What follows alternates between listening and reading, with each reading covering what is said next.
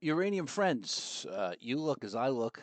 Let's take a gander at what we see here. So these are the ETFs: URA, URNM, and URNJ. So daily charts, great move. It's probably about I think it's like a 50% move, something like that. Let's just look at URA. It's about a 50% move, right? So you caught that flip, and you did pretty good. All right. So it's about a 50% move, 45, 40, 50%. Okay. So, um, of note, which I've been saying for a fairly long time, I would say that URA is, and I've been saying that URA is the bellwether ETF for the space. Many of the diehard space people in this sector, they say something otherwise, right? They say URNM because it's a pure 100% minor play. And I guess, listen, you could say that, but option chains and liquidity are where the larger money is going to want to move into. Of all the ETFs, this is the one. So this is the bellwether. So here's your dailies. You can see URA is already well ahead of URNM and URNJ. Laggard traders, people that are looking for the laggard plays, they're going to be looking at URNM and URNJ, especially if there's continuation at this level. We'll zoom in a little bit on all three of these to see what they look like. So URA is first, and I'm going to go to the monthly because it has some relevance now, right? So this white line, I've had it there for a very, very, very long time, and it's basically just delineates a pretty key level and on many metrics, right? So you had some consolidation in here. This is the full volume profile for the life of the ETF. It's just gone. The resistance is going to be gone. There's a little bit up here, but essentially, we're coming into URA is on the verge of a breakout, in my opinion. It's going to start. There'll always be chop all through here because there's been chop, but there's no resistance once we get through this level. So, and we're through it on this monthly. So it's a really nice look. Um, a bit of the cup and handle, which is starting to confirm here, right? So here's your cup, here's your handle, starting to try to confirm. So we're going to be looking for follow through. I'm expecting a little trouble right here in this 36 range, um, just because there's some chop here. So, um, it could have blasted right through, yeah, because there's not a lot of resistance left on this name for the life of the stock. So, there's probably very few people that are underwater in this name. And the other thing is that anybody who's just getting a handle and just hearing about uranium and just saying, "Oh, I want to get in on this because it's an AI play also," and we can see that the nuclear renaissance is starting to take form. You know, if I've never looked at the URA chart in my life, and I'm just a regular chartist like I am, and I look at this, I go, "This is fantastic." And I'm also going to say I probably missed a good buy opportunity in here. Um, but I see what's going on here. So I'm probably, there's going to be some breakout traders that will hop on this breakout. And then there's going to be the proverbial patient bulls, the dip buyers that are going to look for the retest of the breakout. So there's going to be, in my opinion, opportunities to add, trim, whatever, in this chop zone that I think it may spend maybe very little time in. I don't know. But that is the monthly chart. This is on the verge of a breakout with some follow through. It will be choppy along the way, but we really don't have much in the way of resistance. That's the way I'm looking at it on this weekly chart. Let's see what it looks like if there's anything. So, my only concern at the moment is that there's just been no true weekly consolidation since the beginning of September. Could it still have some more gas in the tank? Yeah, but so in my opinion, what am I doing now? Well, personally, I'm looking for where's my next buy opportunity. And this is the way I look at markets in general. So look, great volume. The volume has increased. It's a lot of bull volume, pushing the price up through a lot of resistances, all really good. The potential for the weekly head and shoulders no longer exists, right? So you probably had a look like that, right? And it would have been somewhere here. It's pushed through that So I don't see any real technical issue there. So it's really just this level that it's pushing its way through. In my opinion, like at this point, I'm looking for where is my next pullback area. So that's kind of what I'm looking at. I'm using Fibonacci's here, uh, and it's not necessarily the best thing to do yet because I haven't gotten a real pivot. So I could say I could see it, coming back down to test 30 again. This probably end up being a really good buy opportunity because you just had some nice consolidation here. So coming back to test into this consolidation area, it's viable. And in my opinion, it's also buyable. So, it's running hot, but it's URA, and URA doesn't spend a lot of time in this overbought territory. And we have key levels here. So maybe a little bit more of a push. We'll see. But it looks really good. Now, the plays, in my opinion, could necessarily be these laggard plays like URNM, for example. Because if we look at this monthly, URA is up here testing these highs already. URNM is not. And this double bottom is set at the moment, 34, $35. This monthly double bottom is set. So, it's a key level now is this 46.52, but to me, it just wouldn't be surprising at all that this thing comes up and tests the $60 range, given what URA is doing, for sure. So the laggard plays are going to be that. I would really want to see what URA does again as the leader in the space, in my opinion. And another spot here where we just have a weekly stair step since the beginning of September, right? Every week has been a higher low. And this is a nice push.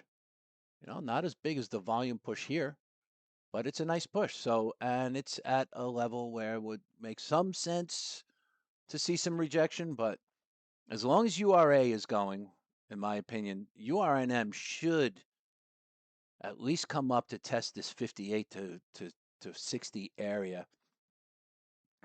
Again, it's running hot, just like everything else, and most of the things in the space are running hot, right? So, the guys that really pay attention to technicals, they want it to be running cool coming into resistance zones, and it's quite the opposite here, right? It's running a little bit hot. So, a rejection and a consolidation situation that looks like this is going to be welcome, right? So, it's reasonable to expect that a 48 to 46 range test could be in the cards. I don't know. I'll never try to make those true predictions.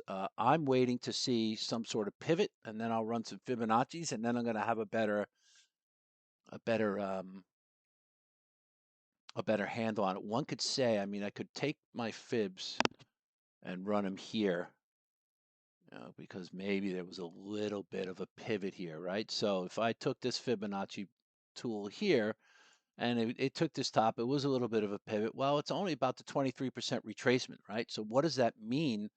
The target off of this move would be this 23% extension, which it has taken out and has bounced off of it using it as support. So it's strength, really good sign, running hot into a resistance, and has hit some targets for a fib trader, for fib traders here. So um, could be more to go. If it takes out this level here, which we're going to know Monday or Tuesday, if it takes it out, we're going to be coming up into these areas here, at least into the 58 to 60 area would be my expectation for the next test. There's not a lot of resistance along the way. 55 is going to probably be a little chopping point, but at that point, I'm thinking that there's going to be some FOMO bulls coming in to the space, maybe some new money too. So that'll be a nice view for the long-term holders, the bag holders that probably still haven't gotten whole since November 2021, because there's a lot of chasers on these wicks, right? Uh, we don't want to be those wiki chasers again, but we don't have to really think about that at the moment. That's the way I'm seeing URNM, and I'm going to surmise that URNJ is basically the same look as URNM. Yeah. So weekly, yeah. So and the same deal. No consolidation coming into resistance, running a little bit hot into the daily. You can see that the RSI historically doesn't spend a lot of time up here. So it is at levels, our RSI levels, where it would make sense that there's a rejection. And I would suspect it's only going to be consolidation at the very worst. So another one where running hot looks very much like URNM, but again, it's reasonable to expect if the space remains this bullish, the test at 20, let's see, yeah, like 28 to 30 test should be in the cards, especially if it takes this out. It is running hot. And everybody, including me, if you're just prudent about some sort of price action and understanding charts, is that you just want to see this again somewhere in here, right? Whatever this consolidation, this chop, we want to see it again. So for the Fibonacci's, this bounce also off the 23% retracement has already taken out the target level for the fibs. So, I mean, it's probably gone to almost the 50%. So that's the way it looks. The ETFs look great, and anybody who really wants to be in the space, just or even stay in the space, if you want sustained upward movements, you have to get the pullbacks, and you have to get the consolidation and the sideways chop. And anybody who's going to want to buy is going to look exactly for that. The other thing is that this is all very new, right? So, Microsoft, Google, all these guys are talking about they need nuclear power to power AI. And anybody who's been in the sector long enough we've talked about this for years and years and years and years, and right? So the only carbon-free 24/7 fully reliable base load power. Um, all these data centers are going to need that. So this is how quickly it's turned into an AI play. But laggards, in my opinion, is URNM and URNJ with these ETFs. Look for URA for clues as to what might happen with these. So if we just get a blast off through these resistances, this RSI stuff goes out the window. So a lot of times, when you really get these impulsive moves, RSI is not as important. But it is important to be aware of it because it is running hot into key resistance levels. The sector in general is doing that. So be aware of that and keep an eye on URA for clues for URNM and URNJ. One more thing. So we know that these equities, these mining equities, they're not going to get going real heavy duty unless we get some good movement out of the metal itself. So the spot fund U.UN we will look at, and if you followed any of my videos, I've had these levels marked, these white lines, for a very long time. They delineate pretty important levels. Once again, we're testing this level. We got through it. It rejected. This is when everybody was calling for the moon. It rejected. Now it's back testing to try to get back over it. So, pretty key level. It's got some volume profile behind it saying it's the same thing. And then let's go. Let's test this all-time high for U.UN. Uh, I suspect, because if you look at this daily, I mean, this is really, I know it's probably frustrating for people who just don't spend a lot of time on charts or whatever, or technical analysis, but this is all very good action.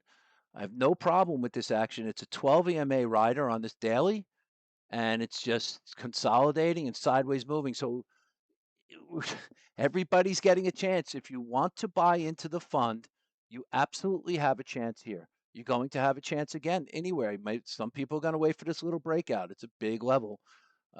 Some people wait for the breakout and the back test. But the thing is you have key levels to work off of right now. So The key level to hold is 2663. It's just that simple. SRUUF is basically the same type of look. We're dancing around this 200-day moving average, right? So this was a big 200-day moving average undercut. That is this white line, by the way. We're trying to push its way through. Now, it's done that before, right? It's done it before. So we needed to get through and start using it as support. It's just that simple. So you probably might see stuff like this. It's just, and there's nothing wrong with it. You want that, get that back tested multiple times. So this is the way I see it. This is my core position. I've held it for almost 4 years at this point. Early 2021, 3 years, 3.5 years, whatever. So these are always the spots where I can add. Once I see it get through the 200-day moving average, maybe I'll add a little, sell a little, trim a little, but I'm always holding the core. This is my core holding for my uranium play. That's it. Over and out. I've got more I'm going to go over in a separate video. Some miners, some nuclear power plant builders. Over and out.